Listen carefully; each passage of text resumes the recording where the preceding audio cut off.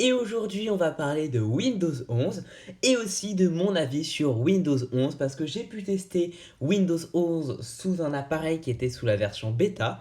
Pour rappel, Windows 11 sortira le 5 octobre au grand public et sera compatible gratuitement avec certains ordinateurs sous Windows 10, mais pas tous. Donc, on voit ça tout de suite, c'est parti.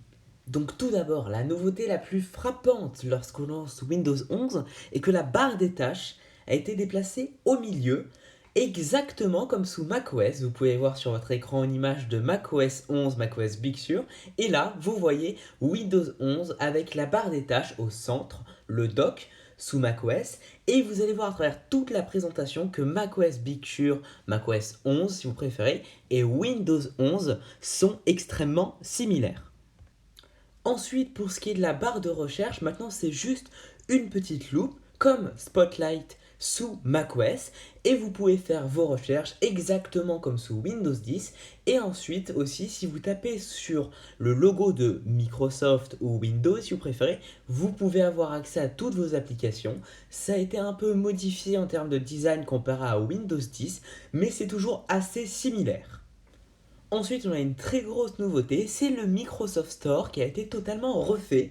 Et dans le Microsoft Store, on aura toutes les applications disponibles sur Android. Qu'est-ce que ça veut dire? C'est que maintenant on pourra avoir Instagram, c'était déjà disponible sur Windows, mais on pourra avoir TikTok, on pourra avoir YouTube, on pourra avoir Twitter dans le Microsoft Store. Donc ça va nous faire gagner beaucoup de temps et ça nous évitera de passer par un navigateur. Alors le Microsoft Store existait déjà avant, tout comme l'App Store, mais Microsoft a quand même réussi à prendre de l'avance avec plein de nouvelles applications, plusieurs dizaines de milliers d'applications supplémentaires, contrairement à l'App Store qui est toujours bloqué avec qu'un seul réseau social disponible, Twitter. Tous les autres réseaux sociaux ne sont pas disponibles dans l'App Store et on est obligé de passer par Safari ou Chrome. Et ça, c'est un gros problème. Peut-être que sous macOS 13, parce que macOS 12 a déjà été annoncé et il n'y aura pas ça en tant que nouveauté, mais peut-être que sous macOS 13, les applications iOS seront disponibles sous l'App Store. macOS, bien sûr. Mais on peut espérer ça, mais pour l'instant, Microsoft a quand même une avance considérable dans ce domaine.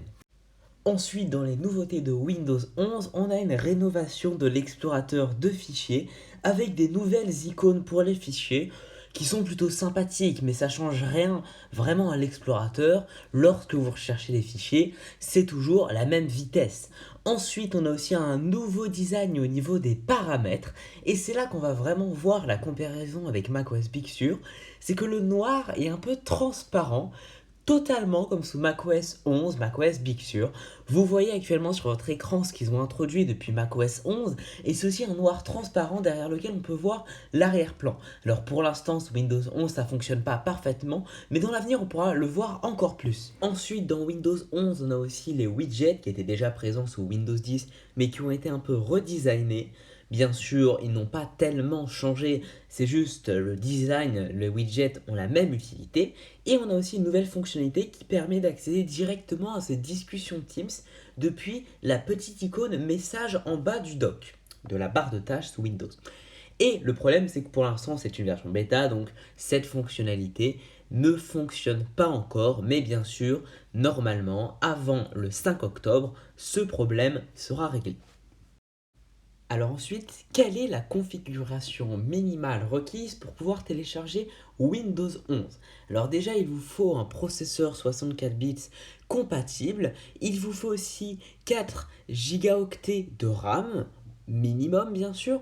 Ensuite, en stockage, il vous faut au moins 64 Go de stockage disponible. Alors c'est étrange, mais vous pouvez mettre des applications temporairement sur un disque dur, puis les remettre sur votre ordinateur une fois que vous aurez installé Windows 11. Ensuite, là, on a un problème, c'est qu'il y a le TPM, il faut une version 2.0 et très peu de PC ont la version 2.0 du TPM installée. Mais pour l'installer, il faut aller dans les paramètres avancés du PC et vous pourrez l'installer normalement.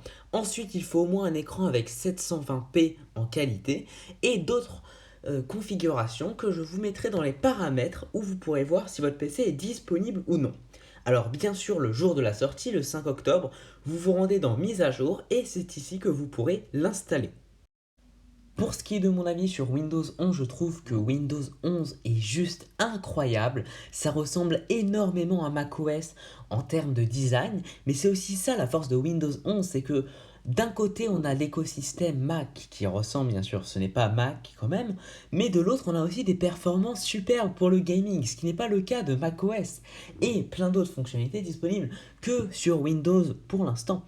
Ensuite, je pense aussi que si vous avez la possibilité de passer sous Windows 11, faites-le parce que, par exemple, en termes d'amélioration, on a une amélioration des performances en termes de FPS dans les jeux vidéo.